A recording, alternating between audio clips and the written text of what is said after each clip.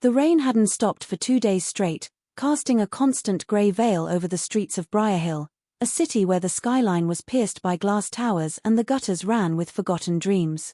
On the corner of 7th and Main stood a girl, 16, maybe 17, with soaked hair plastered to her face and hands clutched tightly around a worn backpack. Next to her, a boy no older than 8 held onto her coat sleeve. His cheeks were red from the cold, his shoes too small, soles gaping. But it was her eyes, fierce and unwavering, that caught the attention of the guards at the entrance to the Sterling Foundation building. Inside, the air was warm, the floors so clean they reflected light.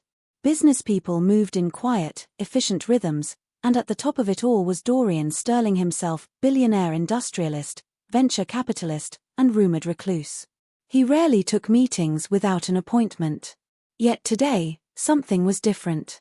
Something about the girl downstairs gnawed at the edge of his thoughts, a whisper through the glass walls of his office. "Sir," said his assistant, pausing at his door, "there's a girl here to see you. She says it's urgent. Something about her brother." Dorian didn't look up from the digital screen. Security should know better. "Send her away. She's been waiting 3 hours. In the lobby. Refuses to leave. The guards say she's persistent." A beat passed. Then another. Slowly, Dorian stood. 5 minutes. In his office, the girl sat on the edge of the chair like she didn't belong, like she knew she wasn't supposed to ask for anything. But she also held her chin high. She introduced herself as Mara. The boy was Theo, her younger brother. And then, without any hesitation, she said the words that made Dorian pause in his polished shoes. "I want you to take him." He blinked. "What? Take him? Raise him? Adopt him? Whatever you need to call it. You have more money than 100 families combined. I've seen what you do for others. I've read about the orphans, the scholarships, the charity hospitals. Theo is brilliant. He deserves a shot. And I can't give him what he needs." Dorian looked from Mara to the boy. Theo was fidgeting, trying to fold the edge of a napkin into a paper crane. "You're not asking for both of you?"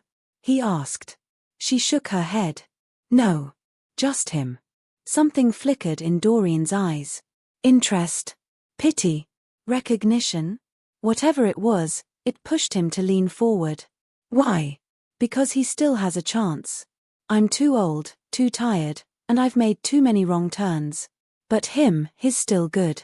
Dorian walked to the window. Rain traced slow rivers down the glass. He thought about the orphanage he'd grown up in. The nights he'd hidden in closets to avoid fists and screams. He knew the look Mara had, it was survival forged into steel. Without turning around, he said quietly, "Come back tomorrow." Mara stiffened. "That's it." He nodded. "I'll have an answer then." But when she returned the next morning, something unexpected had happened. Theo was gone. Panic didn't come immediately. Mara had learned to keep her emotions on a short leash, but the empty hallway outside the Sterling building and the absence of Theo hit her like a truck, knocking the air clean out of her lungs. She stood there in the morning drizzle, unmoving for a long moment, until adrenaline forced her feet back toward the marble steps of the lobby.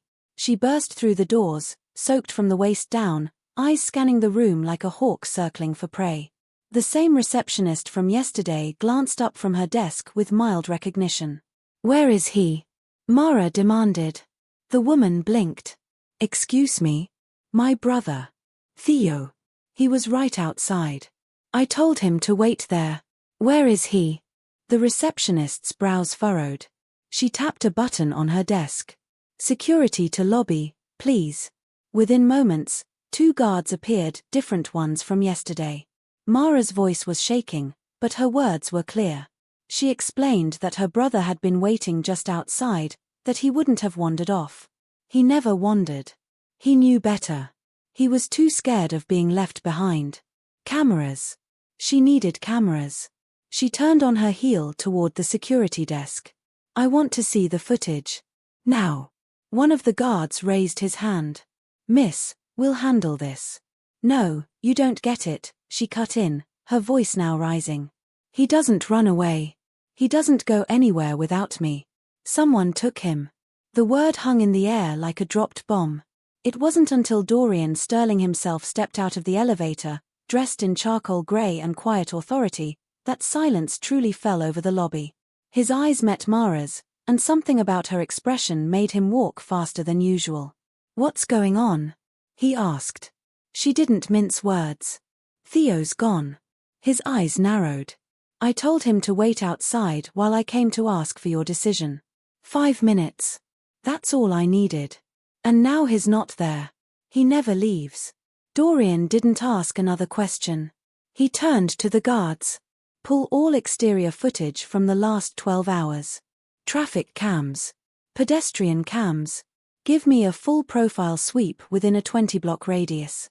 Mara watched as everyone moved without questioning him.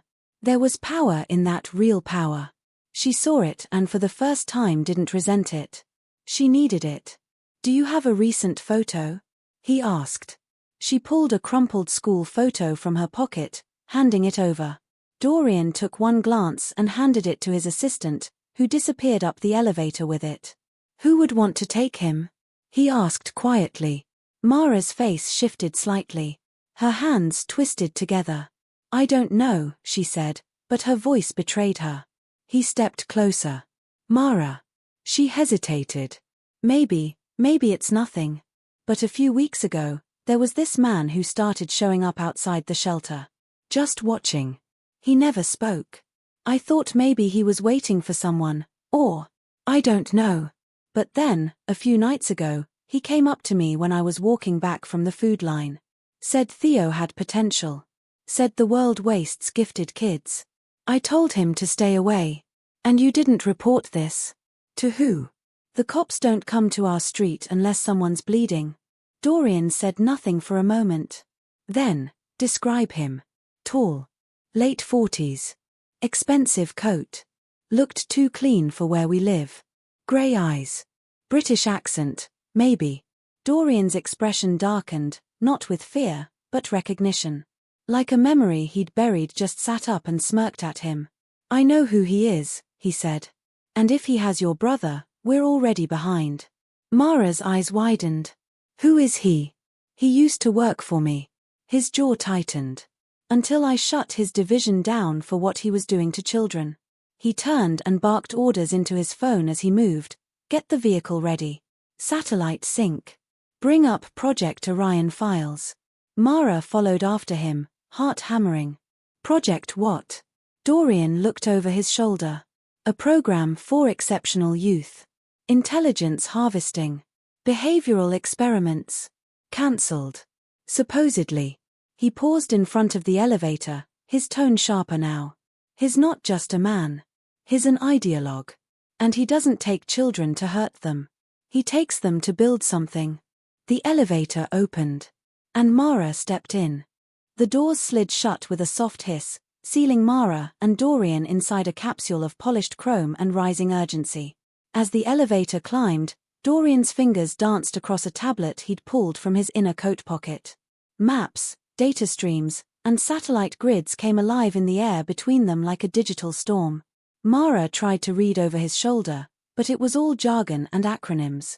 Where would he take Theo? She asked, not masking the fear in her voice anymore. Dorian didn't look up.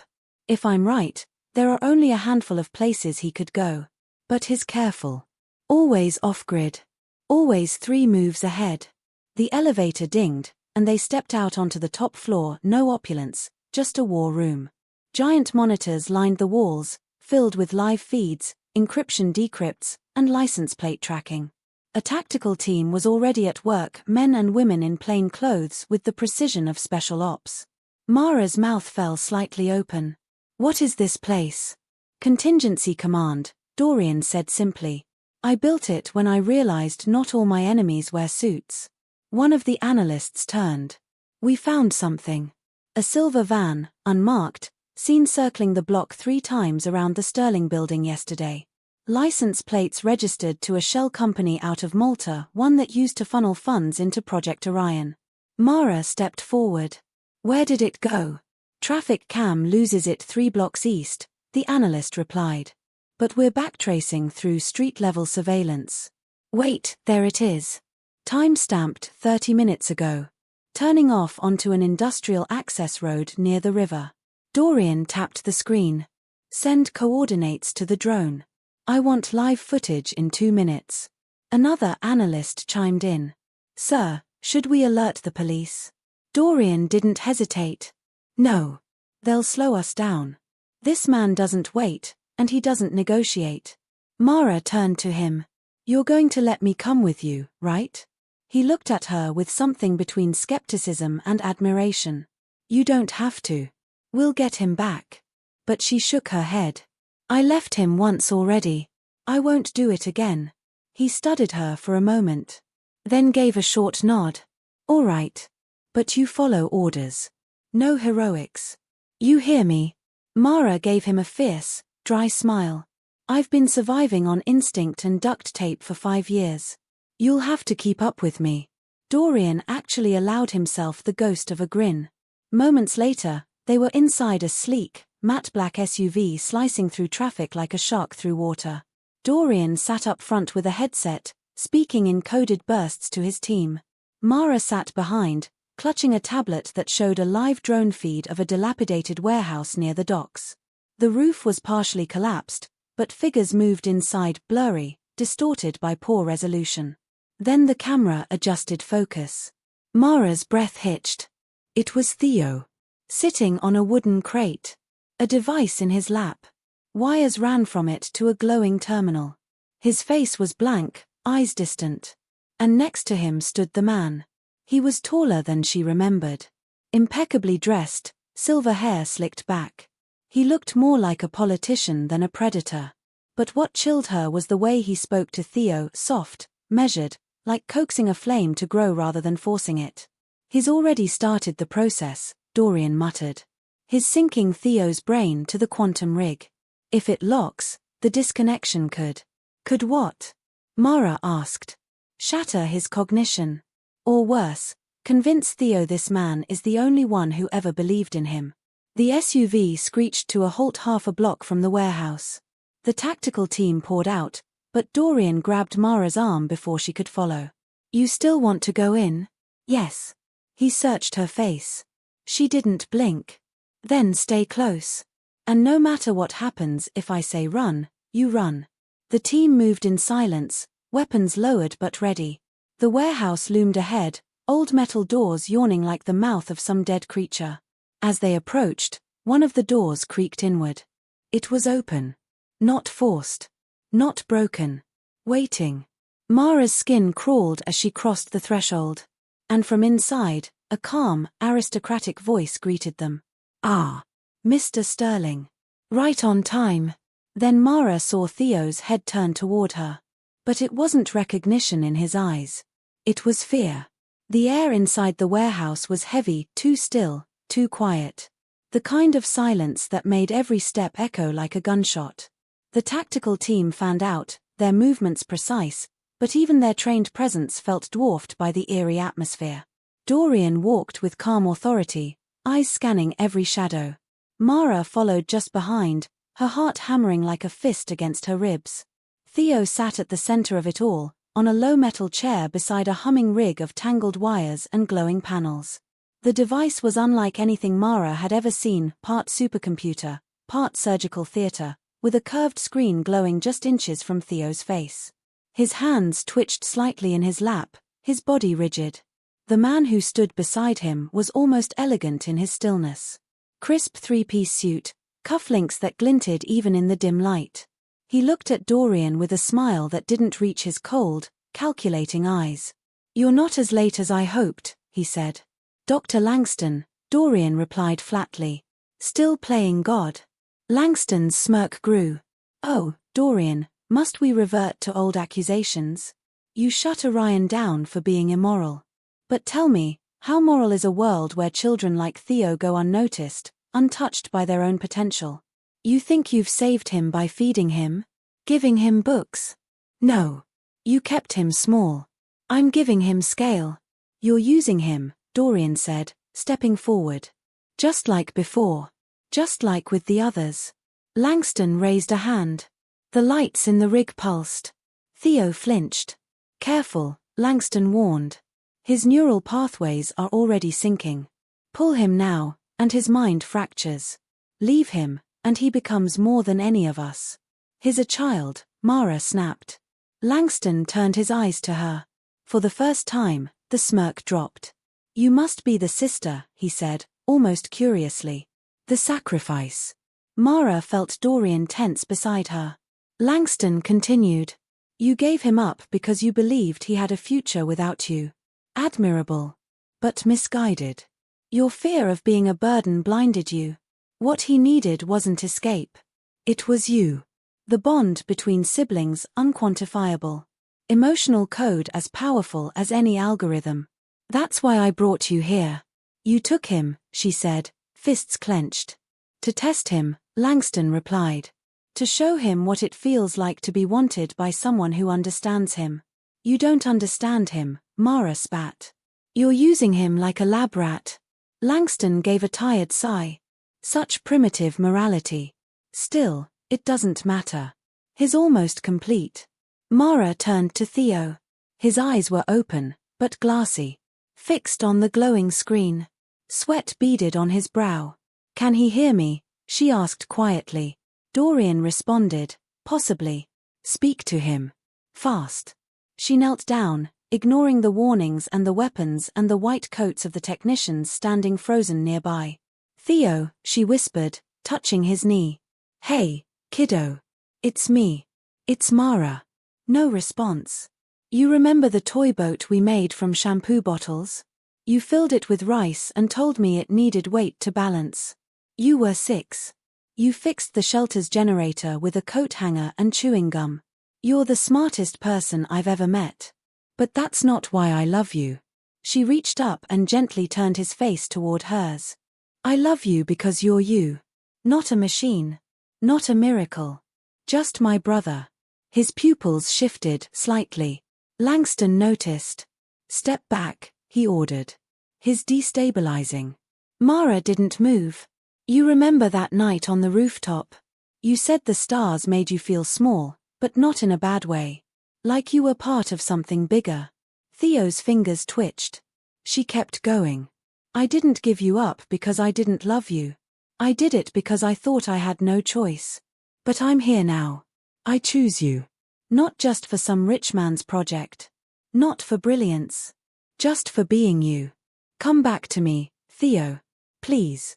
A low hum began to rise from the machine. The lights flickered. Langston's eyes widened. His pulling away from the sink. This is not supposed to happen. Suddenly Theo blinked. And whispered one word, Mara? The rig sparked violently. Langston lunged forward, but before he could reach them, Dorian moved with startling speed, grabbing him by the collar and slamming him against a nearby support beam. You lost, Dorian growled. Again. Theo gasped, fully awake now. Mara held him tightly as the machine behind him whined and began to melt down. The technicians scrambled. A warning alarm blared from the rig. System destabilized. Critical fault. Evacuate immediately. Dorian looked toward his team. Get them out.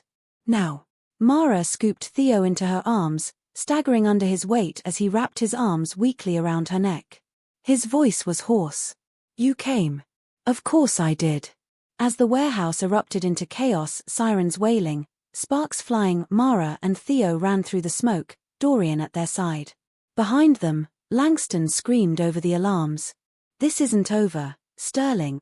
He belongs to something greater. But Dorian didn't look back. He already knew what the doctor hadn't realized yet. Theo didn't belong to anyone but his sister. The warehouse shuddered behind them as the team poured out through the rusted loading bay doors. Black smoke billowed from the rig inside, a cloud of failure and fury. Theo clung to Mara's neck, too weak to speak but trembling with emotion, as though the last of whatever spell Langston had cast was slowly draining from him. She held him tighter, murmuring reassurances that barely escaped her dry throat. Dorian, breathing hard but composed, signaled to his driver. A second SUV skidded to a stop nearby. His tactical team loaded quickly, already coordinating containment protocols and damage reports through encrypted comms. But Dorian's attention was solely on Mara and Theo. Is he stable? Dorian asked. Mara nodded, brushing Theo's hair back, her voice rough. I think so. But he's shaking. He's burning up. His mind's been through a high-frequency cognitive cycle. He'll need rest. Isolation. A medical monitor. Dorian turned to one of the agents. Get a sterile pod prepped at the private clinic. No press, no noise. I want biometric silence for 48 hours. Theo stirred at that. Don't let them take me away. Mara cupped his face. They won't. I'm staying with you. Okay. Every second. Dorian looked at her, something unreadable flickering in his gaze. Come with us, he said, not as a command, but something closer to a request. You both need protection. And recovery. Langston's not done. He never is. Mara hesitated. Not out of mistrust, but disbelief. For the first time in years, someone wasn't just offering help, they were building a wall between her and the danger. A wall she didn't have to construct herself. She nodded. The SUV ride was quiet. Theo slept, his small hand still gripping Mara's wrist. Dorian sat opposite, typing occasional instructions into a secure tablet. His face was calm, but Mara could see the storm behind his eyes. The silence between them wasn't awkward, it was measured. Like both of them were trying to understand what came next. It was only once Theo had been checked into a discreet, high-tech recovery room that Dorian finally spoke again. You did more in that warehouse than I could have, he said. He came back because of you. Not any device. Not any team. Mara sat beside the hospital bed, her hand resting on Theo's. I almost lost him, she whispered. But you didn't. She looked up at him. Why did you really agree to meet me that first day? He leaned back, folding his arms. Because I know what it means when someone asks for help like that. It's not desperation, it's war paint. You were ready to burn everything for him. She exhaled a shaky breath, glancing down at her brother. He's all I have. Dorian considered her words for a long moment, then said quietly, you don't have to be alone anymore. Mara didn't respond right away. She didn't cry or thank him. She simply turned back toward Theo, watching his chest rise and fall in steady rhythm. That was all she needed in that moment. But Dorian watched her closely. Because deep down, he'd known the truth before she even stepped into his office. Mara wasn't asking a millionaire to take in her brother. She was daring someone powerful to do what she couldn't afford to fail at. And now, that dare was just beginning. 3 hours later, as night fell over the clinic, the front desk received an encrypted message. No sender ID. No traceable signature.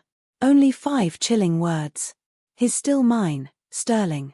Dorian read it once. Then deleted it. But Mara had already seen the look on his face. And she knew Langston was just getting started. The next few days unfolded under layers of quiet tension, like a drumbeat no one else could hear. The clinic was clean, secure, and entirely disconnected from the outside world. No names on the doors. No press releases. No visible security because the real defenses were buried in tech, surveillance, and silent people who moved like shadows through the halls. Mara never left Theo's side. She slept in the recliner beside his bed, waking at every small noise, watching his monitors for even the slightest anomaly. His vitals had stabilized after the second day, but the doctors warned her that what Langston had attempted left more than physical traces. Neural patterns had shifted. Memory pathways had been overactivated and force-linked to artificial cognitive loops. If she hadn't reached him when she did. They didn't finish that sentence. Theo remained groggy, sleeping most of the time, but whenever he opened his eyes, he looked for her. He didn't ask where they were or what had happened. He just whispered, "You stayed," as if that was all that mattered. It was. Dorian visited every morning, always early, always alone. No guards, no suits. Just coffee in hand and updates ready. The first time, he didn't expect Mara to say much. She looked exhausted, frayed, too raw. But on the third morning, as he placed a steaming cup on the windowsill beside her, she asked the question that had been clawing at her since the warehouse. What exactly was Project Orion? Dorian sat down slowly, his eyes narrowing. It was supposed to be a think tank, he said. A place to incubate young prodigies, kids with IQs off the charts, minds that didn't fit into the school system. We funded scholarships, housing, mentorship. Langston was one of the original architects. At the time, I thought he was the perfect fit. Clinical, brilliant, detached. Mara raised an eyebrow. Detached. Dorian gave a bitter smile. Turns out that was the red flag. He stood and walked to the window, staring out over the city skyline, just visible through the frosted glass. Orion evolved. Quietly. Langston began recruiting on his own children not just with intelligence, but with neural pliability. He was testing cognitive elasticity, emotional thresholds, even loyalty patterns. Using psychological stress to push their minds to evolve faster. Mara went cold. You mean he broke them? Dorian's silence was confirmation. I found out too late, he continued. By then, 3 children had suffered irreversible cognitive shifts. One went catatonic. One vanished. The third, she attacked a facility director with a piece of lab equipment. She was 9. Mara felt bile rise in her throat. Why wasn't he arrested? He covered his tracks. Deleted every trace of the experiments before I could go to the board. He had friends in government, defense contractors, private labs. I shut Orion down, made a lot of noise, burned the whole thing to the ground, but Langston vanished before I could make it personal. And now he's back, she said. Dorian nodded. Not just back. Better funded. Hidden behind more fronts. And this time, he didn't want to find the next prodigy. He wanted mine.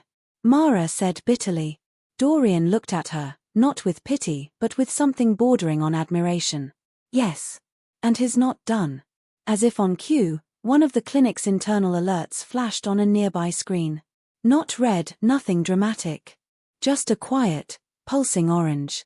Encrypted breach attempt, camera network, external perimeter. Mara stood immediately, all fatigue burned away in an instant. What is it? She asked. Dorian didn't answer right away. He crossed the room and pulled up a secure interface on his tablet. He tapped, scrolled, paused. Motion sensors caught someone on the east wall. Not close enough to see the clinic, but too close for coincidence. Langston, she asked. More likely a scout, Dorian replied. Testing our awareness. Could be a drone op. Could be one of his ex-agents. The screen blinked again. Attempt number 2, Southfield lens array. Then a third. Camera override request detected, falsified origin. Theo stirred behind them, groggy. Mara. She rushed to his side. I'm here, I'm right here. But Theo's gaze was distant again. His voice a whisper. His coming back. Mara froze. What did you say, baby? He said I have the key, Theo murmured. That my mind is the lock. He wants me to finish it. Mara looked to Dorian. Finish what?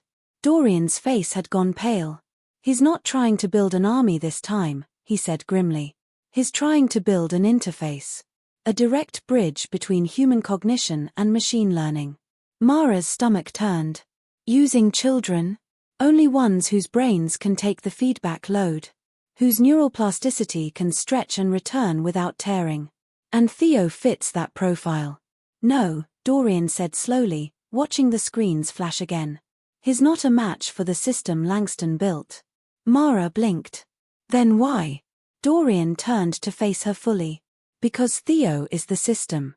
And just then, all the lights in the clinic flickered. Then went dark. A cold silence swallowed the clinic the moment the lights died. Not even the soft beeping of Theo's monitor remained, just the low, humming groan of the emergency generators struggling to engage. In the dark, the city skyline vanished behind the frosted windows, and the sterile air felt heavier, thicker. Mara's hand instinctively wrapped around Theo's, her body coiled like a spring. Theo, she whispered, trying to sound calm. I'm right here, okay? I know, he murmured. I'm scared. Dorian had already moved. He pulled a compact device from his coat and flipped a switch. A soft blue glow lit the room, a tactical lamp, and he placed it on the bedside table. Backup power should have kicked in, he said sharply. This wasn't a glitch. It was a targeted systems override. Another scout? Mara asked. He shook his head. No. This is the second stage. As he spoke, the soft hiss of doors opening echoed from somewhere down the corridor. Not loud. Not rushed. Just deliberate. One after another. Mara rose to her feet. That's not your team, is it? No, Dorian said quietly. It's him. She grabbed a chair, ready to swing it, heart in her throat. You said this place was secure. It was, Dorian replied, his voice suddenly distant. But I think we've been underestimating how much of Theo's mind Langston already accessed. The implication slammed into her. You think he's inside the system? I think he's been using Theo's neural signature as a backdoor into every encrypted system we rely on. Including mine. The clinic lights sputtered, then flickered to life again, but dimmer, as though the power was being rationed. And on every wall-mounted screen throughout the room and hallways, the same image began to appear. A slowly rotating, metallic symbol, a double helix twisted with circuit lines and numbers pulsing across the strands. Then a voice crackled through the intercom. Silken. Cold. Familiar. Did you really think you could lock away evolution? Mara clenched her fists. Langston. I told you, his voice continued. Theo isn't the key to something, I built something around him. My network needed a core intelligence. Something adaptive, emotional, unpredictable. Something beautifully human. Your brother wasn't just compatible, he was ideal. Dorian tapped his comms. Initiate lockdown protocol now. No response. Langston's voice returned, too calm. There's no point in fighting it, Sterling. My system's already growing faster than you can react. Your secure rooms, your firewalls, your brilliant little operatives, all of it runs on frameworks I designed. Do you think I'd allow my creations to be used against me? Mara stood protectively between Theo and the door. If you're so powerful, why are you still talking? Why not just take him again? Langston chuckled, a soft, unsettling sound. Because I need you, too, Mara. He won't resync without your presence. The bond between you two, emotional resonance, it forms a behavioral scaffolding. It's why he resisted me. But if you were gone, if you stopped resisting, I could finally complete the merge. Her voice was steel. You'll never get near him again. On the contrary, Langston replied. I'm already inside. And I'm not alone. The lights flared. The hallway beyond the clinic room glowed suddenly bright and figures stepped into view. 4 of them. Identical uniforms. Dead eyes. Children. Or, what had once been children. They moved in eerie synchronization. Their limbs were too precise, too fluid. Their eyes glinted with embedded circuitry. The implants in their temples pulsed like second hearts. Dorian paled. The failed Orion subjects. Langston's voice confirmed it. They weren't failures. They were prototypes. And now they're fully operational. The children stepped forward. Mara's voice trembled but didn't break. What do they want? They've come, Langston said softly, to collect their brother. Without waiting, one of the enhanced children lunged. Mara didn't think, she grabbed the 4-pole beside Theo's bed and swung with all her strength. The pole cracked against the attacker's shoulder, sending sparks and a low whirring noise into the air, but the child didn't fall. Theo stirred behind her, eyes wide. No. No, I don't want this. The lights fluctuated again, and suddenly, Theo sat upright. The machines around him surged back to life, responding not to Langston's systems, but to him. Blue sparks flickered around his fingertips. Mara, he whispered, I think I can stop them. Her voice was choked. How? Theo didn't know. But he placed his hand on the terminal beside the bed. And the entire clinic began to shake. Outside, the sky above the city shifted, lights flickering not from power lines, but from every connected device syncing at once. Something deep in Theo had awakened. Not just intelligence. Not just memory. Control. Theo's small hand rested on the biometric console, and suddenly, every surface in the clinic pulsed with a cold, rhythmic light, blue, then white, then blue again, like a heartbeat, but mechanical. The synthetic children who had stepped into the room froze mid-movement, their expressions blank, glassy eyes flickering in confusion. Then came the sound, low, reverberating. Not from the walls, not from the machines, but from the very air itself. A frequency that sent chills racing across Mara's skin. Theo's voice was quiet, but firm. He connected me to something huge. But he didn't realize I can talk back now.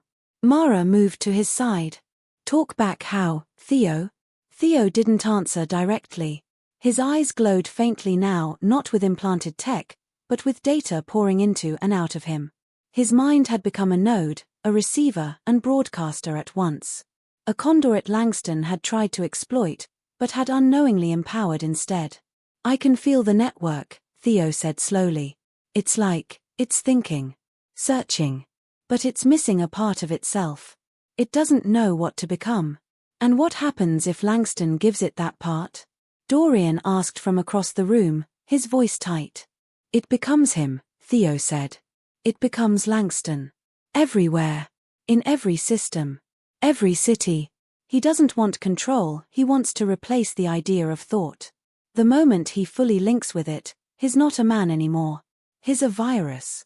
Mara's stomach turned, but her instincts kicked in. Then how do we stop him? Theo looked at her, really looked at her. His eyes were no longer blank. They were sharp, focused, scared but clear. He built this using me. But I think I can unbuild it. He turned back to the console, fingers trembling. I can send a kill command. Not just to the four here, but to the network itself. A cognitive wipe.